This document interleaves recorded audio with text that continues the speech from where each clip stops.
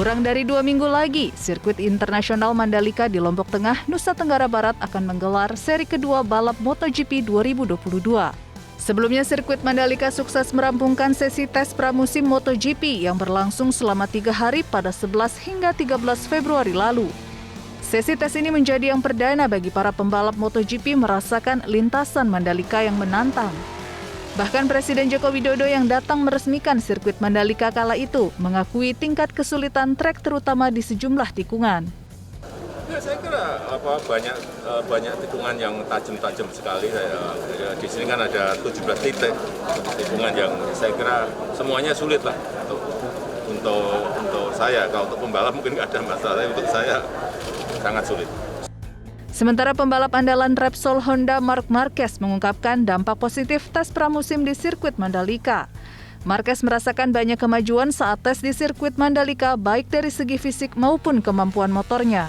It's already better than last year, so this is important. And yeah, after the winter was not clear, but it was already really important to test in Malaysia, to test in Mandalika, and after Mandalika already I feel a big step in my physical condition, so that was very important.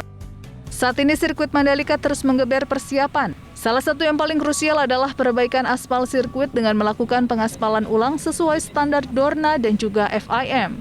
Pengaspalan ini akan kita lakukan terus-terusan ya, jadi truknya silih berganti bawa aspal baru karena ada waktu dan temperatur tertentu yang nggak boleh truknya nunggu terlalu lama. Jadi ini terus-terusan kita lakukan sampai section 1 lewat di garis start sedikit ya.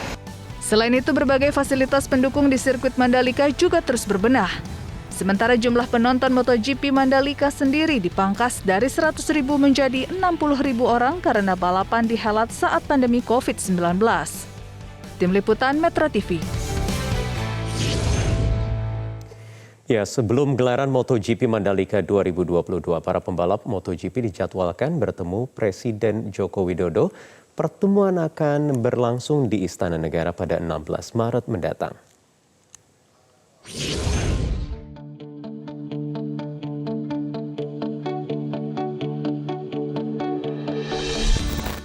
Perhelatan MotoGP Mandalika 2022 tinggal menghitung hari. Namun sebelum balapan dimulai 18 Maret mendatang, rombongan para pembalap MotoGP dijadwalkan akan bertemu Presiden Joko Widodo di Jakarta. Menteri BUMN Erick Thohir mengatakan pertemuan Presiden Jokowi dengan para pembalap MotoGP akan digelar pada 16 Maret 2022. Nama-nama pembalap yang telah mengkonfirmasi hadir dalam pertemuan tersebut diantaranya adalah Marc Marquez, Maverick Viñales, hingga Andrea Dovizioso. Alhamdulillah, nanti tanggal 16 Maret Bapak Presiden akan menerima juga rombongan dari para pembalap MotoGP yang berkenan hadir ke Jakarta, yang nama-namanya sangat besar, cuman saya coba sebutkan yang tentu memang fansnya banyak di Indonesia saja, yaitu ada Marc Marquez nanti datang tanggal 16 Maret ini, John Mir, Andrea Dovizioso, dan tentu Francesco Bagnaia. Ini yang lainnya ada 12 lagi nanti. Nah, mudah-mudahan ini juga menjadi hal yang bagus dalam membangun persepsi Indonesia pada dunia, bahwa kita tentu terus menggalakkan event-event dunia yang ada di Indonesia. Erick menambahkan, pertemuan dengan para pembalap MotoGP dengan Presiden Jokowi masih terus dibahas dengan pihak istana. Namun bisa dipastikan, Presiden siap menyambut kedatangan Marc Marquez dan para pembalap lainnya. Tim Liputan Metro TV. Ya, segala persiapan dilakukan jelang sirkuit internasional Mandalika menggelar seri kedua MotoGP di tahun 2022 ini. Untuk itu kami akan membahasnya bersama Marskal TNI Purnawirawan Hadi Cahyanto selaku Komandan Lapangan MotoGP Mandalika dan juga Direktur Operasi dan Inovasi Bisnis ITDC Ari Prasetyo. Selamat malam Bapak-Bapak. Pak Hadi, Pak Ari, apa kabar?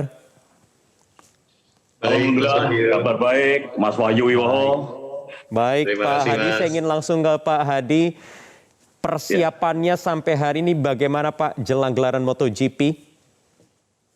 Ya, kalau kita lihat bersama bahwa waktu tinggal 11 hari lagi menuju gelaran MotoGP 2022 seri Pertamina Grand Prix of Indonesia. Saya dan seluruh unsur dari kementerian dan lembaga termasuk pemerintah daerah terus melakukan persiapan dalam rangka menyambut para penonton dan termasuk peserta MotoGP 2022 sesuai dengan standar dari FIM dan Dorna Sport. Dan kalau kita bicara tentang fasilitas sirkuit sendiri, sebetulnya sudah 100% siap.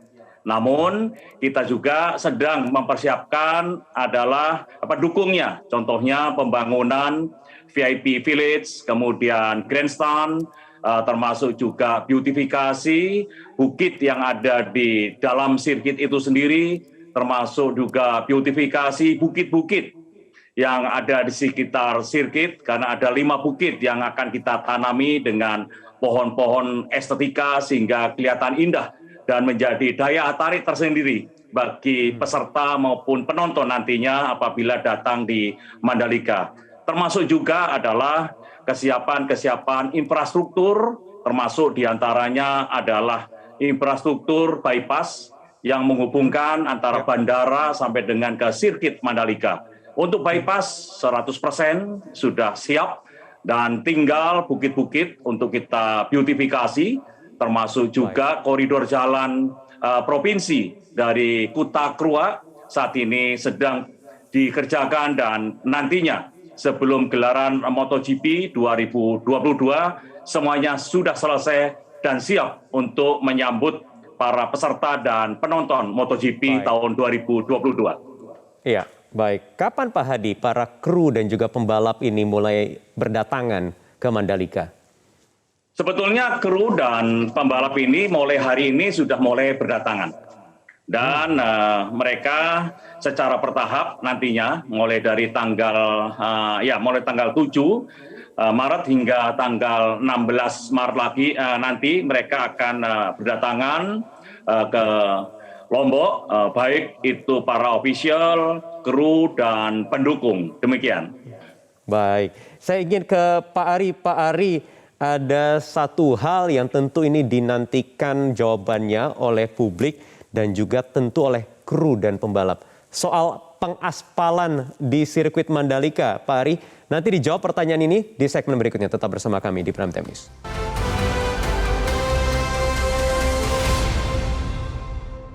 Didukung oleh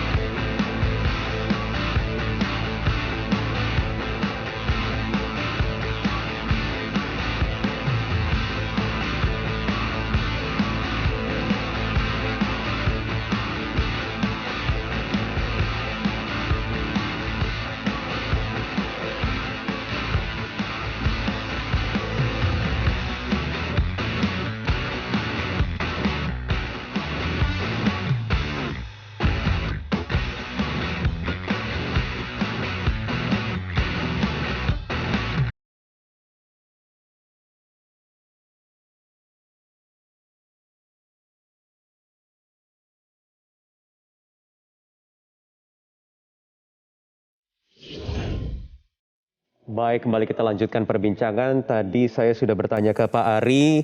Silakan dijawab Pak Ari, ini yang ditunggu-tunggu oleh publik termasuk oleh kru dan juga pembalap nanti yang akan berdatangan. Pengaspalan ulang di sirkuit, bagaimana update-nya Pak, progresnya? Baik, terima kasih Mas Wahyu. Jadi memang ada total panjang kurang lebih 1.250 meter ya, 1,25 kilo yang di resurfacing atau diaspal ulang, dan ini kita bagi menjadi 5 segmen. Alhamdulillah kemarin tanggal 5 Maret segmen pertama sudah kita selesaikan. Hari ini kami menyelesaikan 2 segmen. Jadi segmen 2 dan 3 dan insya Allah besok mudah-mudahan jika teknis dan cuaca mendukung kita bisa selesaikan 2 segmen lagi. Berarti tanggal 8 akan selesai, ini 2 hari lebih cepat daripada schedule yang kita jadwalkan dulu tanggal 10 harusnya. Jadi mudah-mudahan semua mendukung Mas Wahyu dan di lapangan kita siap dengan seluruh tim yang kita libatkan. Oke, jadi tanggal 8 lebih cepat 2 hari kemudian nanti akan dites langsung oleh para pembalap atau bagaimana teknisnya untuk memastikan aspal ini kemudian tidak menuai kritik lagi seperti yang kemarin terjadi ketika pramusim? Ya, tentunya setelah selesai pengaspalan akan dites ya kualitasnya seperti apa di laboratorium, dan sebelum balap nanti tentunya akan dilakukan apa yang kita kenal dengan homologasi. Jadi FIM akan melakukan homologasi pada saat nanti sebelum balap, dan balapnya itu sendiri 3 hari event kita nanti tanggal 18 sampai 20, hari Jumat tanggal 18 itu akan dilakukan official latihan ya, sesi latihan atau praktis, lalu hari Sabtunya kualifikasi dan hari Minggu. Jadi masih ada 2 hari untuk pemanasan dan juga pengetesan sebelum nanti di hari balap atau race day-nya itu sendiri. Ya, baik. Pak Ari, soal tiket bagaimana update nih Pak? Kabarnya untuk hari ketiga sudah ludes terjual ya Pak? Betul Mas Wahyu, alhamdulillah kemarin sudah dilakukan preskon juga oleh Bapak Menteri BUMN Pak Erick Thohir, dan sudah disampaikan untuk tiket hari ketiga, alhamdulillah kita sudah sold out. Nah saat ini kami masih membuka channel-channel penjualan untuk hari pertama dan kedua, dan harapannya event ini bisa ramai ya dikunjungi oleh para penonton nanti di hari pertunjukannya. Jadi sudah tidak ada kesempatan untuk di hari ketiga ya? Kalau hari ke-1, ke-2, tanggal 18-19? Ya, hari pertama dan kedua masih kita buka Mas penjualannya, dan ini berkembang terus ya sebagaimana yang kita perkirakan waktu itu, di mana masyarakat Lombok mulai meningkat angka penjualannya, dan hari ini per hari kita bertambah terus untuk penjualan kita di channel-channel. Jadi tidak hanya channel online, kami juga membuka beberapa outlet-outlet untuk penjualan offline menjelang hari H nanti. Oke, baik. Saya ingin kembali lagi ke Pak Hadi. Karena sudah mulai berdatangan satu persatu rombongan kru dan juga nanti tentunya pembalap. Bagaimana teknis pengamanannya Pak Hadi untuk mereka ini? Terutama ada penyesuaian protokol kesehatan yang tentunya diberlakukan oleh pemerintah kita.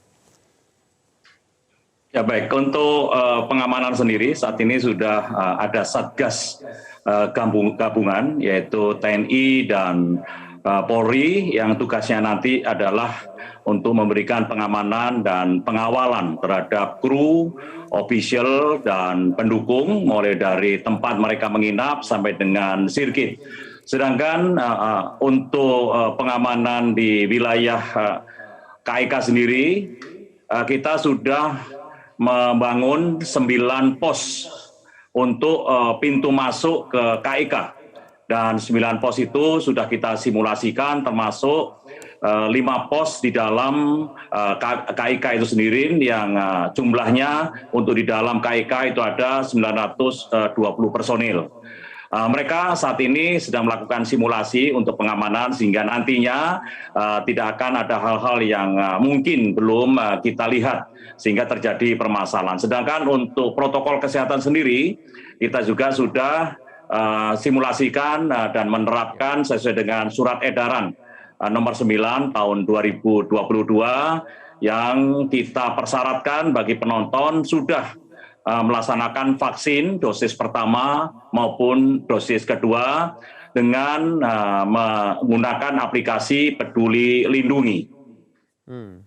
Oke, baik. Karena ini kan tentunya ada perubahan untuk mereka yang sudah membeli tiket dan akan datang untuk menonton balapan nanti, tidak diperlukan lagi untuk tes COVID-19, Pak Hadi. Nanti bagaimana teknisnya ini kita akan lanjutkan di segmen berikutnya. Tetap bersama kami di Prime Time News.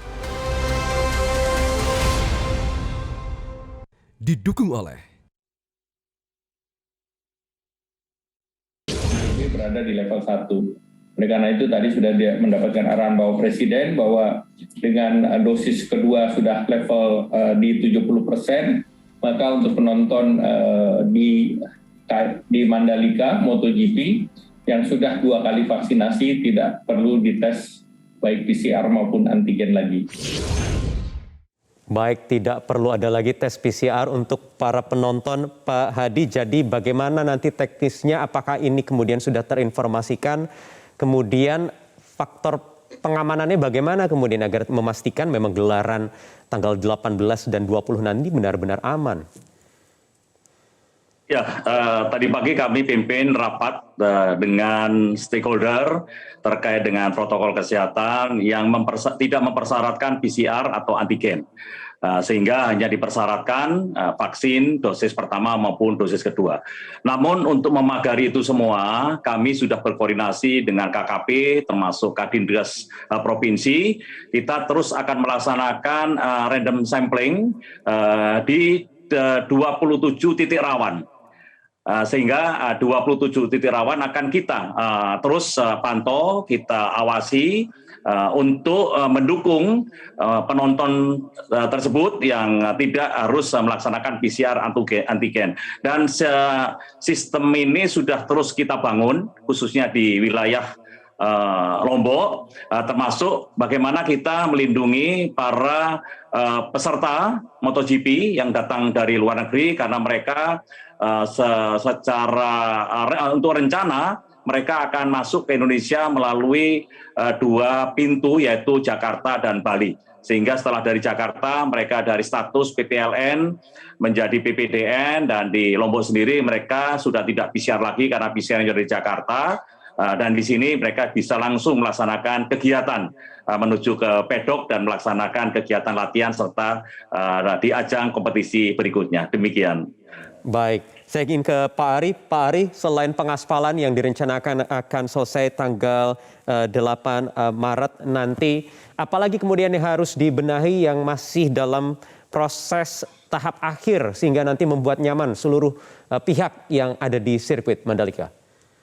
Baik, terima kasih Mas Wahyu. Jadi kalau bicara mengenai fasilitas balap, saya selalu mengelompokkan menjadi 2. Yang pertama fasilitas yang terkait balapnya langsung atau race related, sama yang kedua adalah fasilitas yang tidak terkait dengan balapnya langsung atau non-race related. Jadi kalau race related ini yang tadi sudah kita bahas terkait dengan aspal, insya Allah akan selesai dalam 1-2 hari ke depan. Lalu juga kita punya pedok. Pedok ini saat ini sudah dibangun dengan fasilitas yang permanen. Jadi ada pedok general office, ada race control building, ada TV compound karena siaran ini nanti balapan ini akan disiarkan di tidak kurang dari 204 stasiun TV di seluruh dunia. Lalu juga kita bicara mengenai safety, ada tire barrier dan sebagainya. Lalu yang non-infrastruktur ada penyiapan dari sisi marshal dan juga elektronik yang kita siapkan untuk mendukung balap itu sendiri. Sementara yang non-race related ini ada media center, ini sudah ready fasilitasnya. Lalu juga fasilitas penonton yang terpenting adalah grandstand. Nah, grandstand ini juga akan menjadi satu grandstand baru, berbeda dengan kemarin World Superbike. Ini akan jauh lebih bagus karena semua fasilitasnya baru. Lalu juga kami kemarin punya VIP kelas Premier dan di MotoGP ini kami akan menawarkan satu produk baru namanya VIP Deluxe. Ini luar biasa dengan grandstand di depannya. Lalu juga tadi lounge corporate di Bukit 360 serta observation deck. Ini juga sudah jadi waktu World Superbike kita gunakan. Serta fasilitas baru untuk general admission atau penonton festival. Jadi semua ini insya Allah akan selesai di minggu depan sebelum race. Dan yang terpenting sebetulnya di MotoGP ini karena event internasional dan kita ingin MotoGP ini menjadi satu barometer baru event internasional di Indonesia, maka yang terpenting juga adalah people experience yang harus kita siapkan dan kita improve. Jadi termasuk look and feel-nya benar-benar harus event internasional. Untuk itu kami melibatkan satu konsultan asing ya untuk membicarakan hanya untuk membangun look and feel yang baik nanti, dan juga tentunya UMKM lokal itu juga kita libatkan serta kriya-kriya lokal. Ini akan menjadi satu pameran yang luar biasa saya pikir. Dan juga side-side event di luar dari balapnya itu sendiri seperti pertunjukan musik dan seni budaya. Jadi insya Allah semua jalan sesuai track dengan leadership dari Pak Hadi di sini. Kami terus mendukung dan juga mudah-mudahan minggu depan perhelatan kita bisa jalan dengan baik dan lancar. Baik, terakhir saya ingin kembali lagi ke Pak Hadi. Pak Hadi, tadi Anda mengatakan ada 2 jalur masuk bagi para kru dan juga pembalap, ada yang ke Bali, kemudian ada juga yang ke Jakarta. Yang ke Jakarta ini apakah mereka yang nanti direncanakan akan bertemu dengan Presiden di Istana Negara pekan depan, Pak Hadi? Ya, rencananya demikian. Jadi ada 2 jalur karena mereka sudah melaksanakan series di Qatar. Mereka pulang ke negara masing-masing dan akan datang menggunakan pesawat komersial. Dan sebagai nanti tanggal 16 yang rencananya bertemu dengan Bapak Presiden untuk melaksanakan kirap di DKI. Oke, baik. Presiden sendiri dijadwalkan untuk datang menyaksikan MotoGP di Mandalika, Pak Hadi? Ya, masih kita melihat terjadwal hari ketiga beliau akan hadir pada tanggal 20 akan menyaksikan, khususnya adalah untuk kegiatan tanggal 16 jam 16.00 karena akan disiarkan secara langsung melalui live streaming dan ditonton 400 juta masyarakat di dunia, khususnya adalah di Eropa.